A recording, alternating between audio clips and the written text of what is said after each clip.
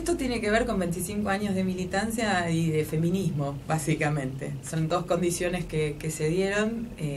Yo la verdad que empecé a trabajar estas problemáticas con 13 años. Un día me dijo un amigo, ¿querés ir a un recital gratis? Y le dije, bueno, dale, vamos. Me llevó a una ONG que trabaja en el año 91 en la lucha contra el SIDA. Y ahí empecé como voluntaria de esa ONG. Hicimos cosas muy grosas.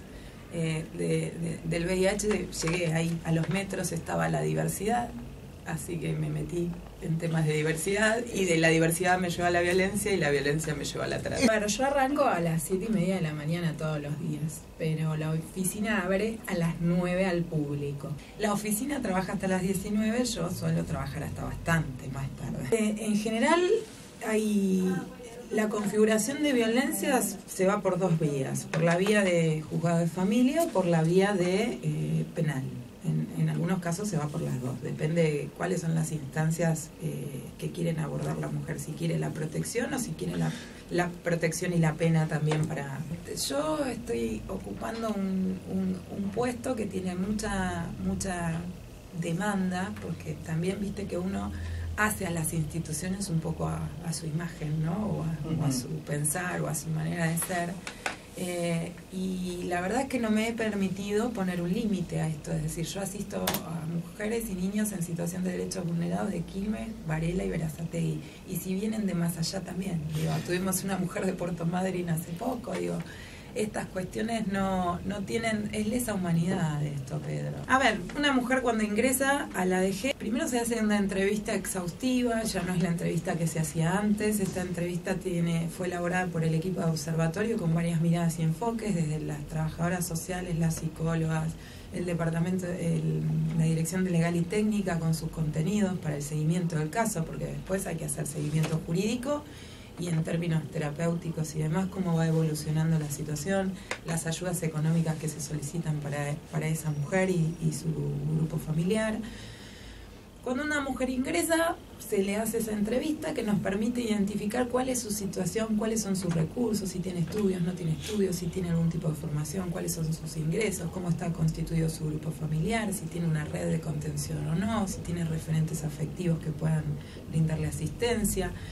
En función de eso también surgen otros emergentes, porque hay preguntas como, por ejemplo, ¿de qué está hecha tu casa? Digo, no es lo mismo material que chapa, cartón y todo este tipo de cuestiones. Nos interesa también el tramo socioeducativo que ha tenido esa mujer, porque notamos ciertos parámetros. Dentro del analfabetismo en Quilmes, el porcentaje más elevado son mujeres. Y empezamos, obviamente después el observatorio tiene un trabajo de generar hipótesis que se demuestran o no. Pensamos que había muchas mujeres que no tenían trabajo y en realidad descubrimos que son mujeres con trabajo precarizado, trabajo en negro.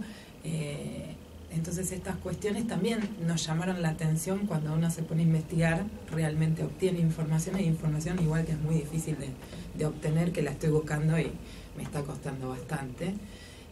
Para otro proyecto que tenemos en marcha. Ahora, la realidad es que cuando ella llega, se le hace esta entrevista, nos permite establecer una suerte de diagnóstico y en virtud de eso se toman estrategias a seguir, es decir, ¿con quién vamos a trabajar este caso? Bueno, se toma en general intervención con infancia, con el área de niñez en realidad, para el acompañamiento de esos niños. Hay casos que se trabajan con niñez y hay casos que por la emergencia se trabajan con el zonal y después se solicita la intervención. Trabaja en equipo y en función de cada caso, si la mujer necesita tratamiento psiquiátrico, se articula con salud mental del municipio, se articula con el equipo de salud mental del Hospital Oyer, del Hospital Oyer también, del Hospital Iriarte. Primero hay mujeres que inicialmente quieren radicar la denuncia y hay mujeres que les lleva un tiempo tomar esa decisión, ¿sí? No todos los casos son iguales.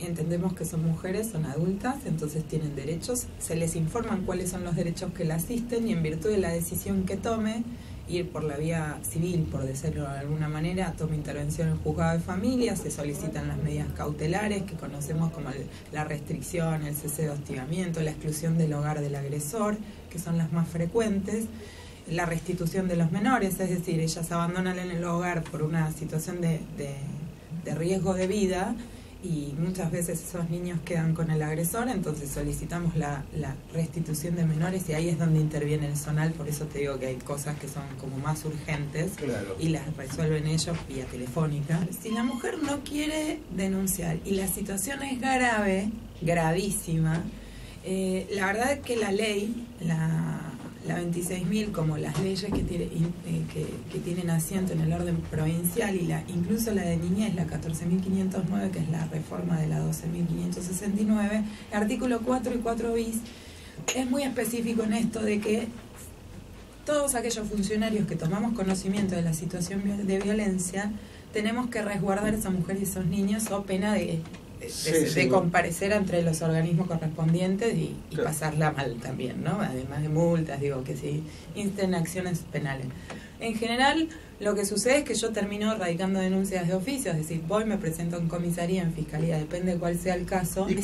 Puede desistir de la denuncia, pero lo que se continúa es la situación de los niños, ¿sí? La cuestión de protección de los niños continúa. Si ella desiste de la denuncia, se cae. Esto es simple. Cuando la citan, se le pregunta si quiere continuar o no con las medidas, y ella puede decir que sí, que no. Es importante en todo esto entender que esas mujeres han perdido su autonomía, han perdido su capacidad de decidir, son mujeres que en general se comportan como aniñadas, que hay muchos tabúes que romper y hay mucho mito que deshacer en esto, ¿no? Pero la verdad es que la violencia afecta a toda nuestra sociedad, a todo nuestro entramado social, a todas nuestras organizaciones públicas y civiles, o sea, las gubernamentales y las civiles. Digo, la violencia es intrínseca. Ahora, en lo económico impacta de manera diferente, porque la mujer de poder adquisitivo también, ojo, la de bajos recursos también, porque si tiene solo una cama, forma parte del botín, ¿no? Claro. Entonces, la realidad es que lo económico es un tipo de violencia, la violencia económica, la patrimonial, y obviamente forma parte del debate. En el momento, lo que se define es la seguridad. Es decir, lo primero es garantizar la seguridad de esa mujer, las medidas de abrigo, las medidas de resguardo, las medidas de protección. En la práctica, esas medidas son tomadas por el juzgado de familia, que toma intervención el que está de turno. Los jueces actúan de oficio, es decir, le creen a la mujer y dictan las medidas que solicita. Es decir, si ella pide, por ejemplo, el cese de hostigamiento, que este señor no me hable más, es una situación. Que este señor no se acerque a tantos metros de mí, de mi casa, donde estudian mis hijos y demás, es otra situación. O que a este señor lo saquen de mi casa o de la casa que compartimos. Obviamente el juez expide y ese oficio es girado a la fortaleza lo diligencia a través de las comisarías del distrito, se notifica a la mujer, se notifica al agresor, y obviamente cuando hay una exclusión intervienen otras oficinas, mandamientos y demás.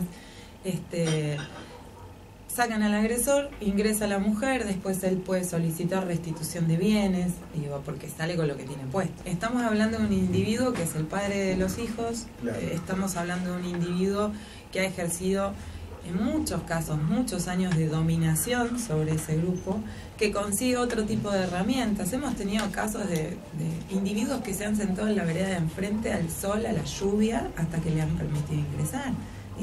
Estas cosas también son duras porque la carga social de cómo ese vecino juzga a este pobre hombre. Cuando tenemos casos muy graves, solemos bajar el equipo de territorio, empieza a tocar timbre y hablar con los vecinos para que acompañen el proceso de esta. Realmente la casuística es enorme.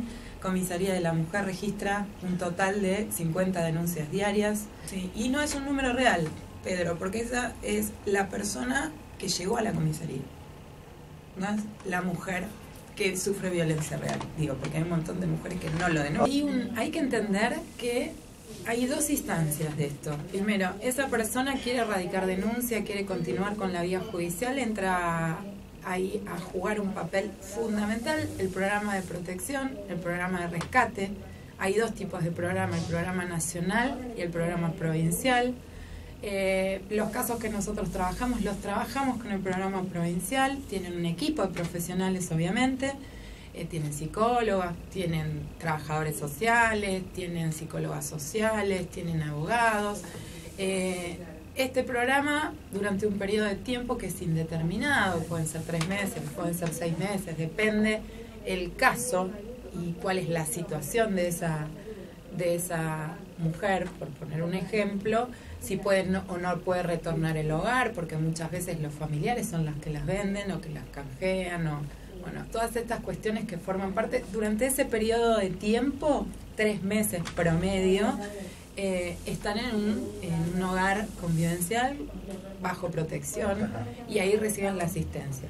La asistencia puede ser interna, porque tienen psicólogos y demás, o puede ser externa, es decir, la llevamos al hospital y se atiende con el profesional de la... A ver, la explotación sexual, acá hay un fenómeno que es, a ver, no tenemos que entender la trata hoy como la trata que conocemos, este sistema de captación tras fronteras, sí, sí, que existe, ¿sí?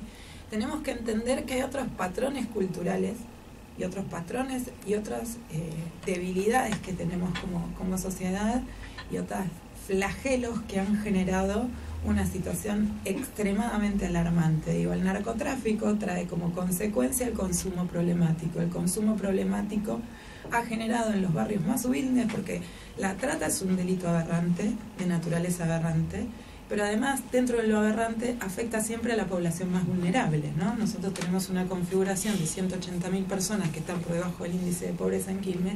Bueno, vamos a ser realistas, no es lo mismo, es muy difícil, o es mucho más, no es difícil, es mucho menos frecuente que se secuestre a una niña de clase alta. No digo que no suceda, digo que es más difícil que se canjee un niño por un paco en un barrio periférico, y esto lo vemos todo el tiempo. El consumo problemático hace que el valor de intercambio para explotación sexual sea un porro, paco o cualquier otro tipo de sustancia. Y esta es la realidad que nos está golpeando en los barrios en el día a día, y es en los temas en los que yo me meto. Por eso hemos trabajado en esto, digo, yo no digo digo hemos, porque son muchos los actores que intervienen, desde fuerzas de seguridad, de fiscalía, organizaciones. El obispado tiene a su gente trabajando en este tema hace mucho tiempo. Hay otras organizaciones que trabajan en esto, el de Quilmes, el de Avellaneda. Digo, no me cuesta pensar que lo hice sola, digo, o que solo el municipio lo hizo.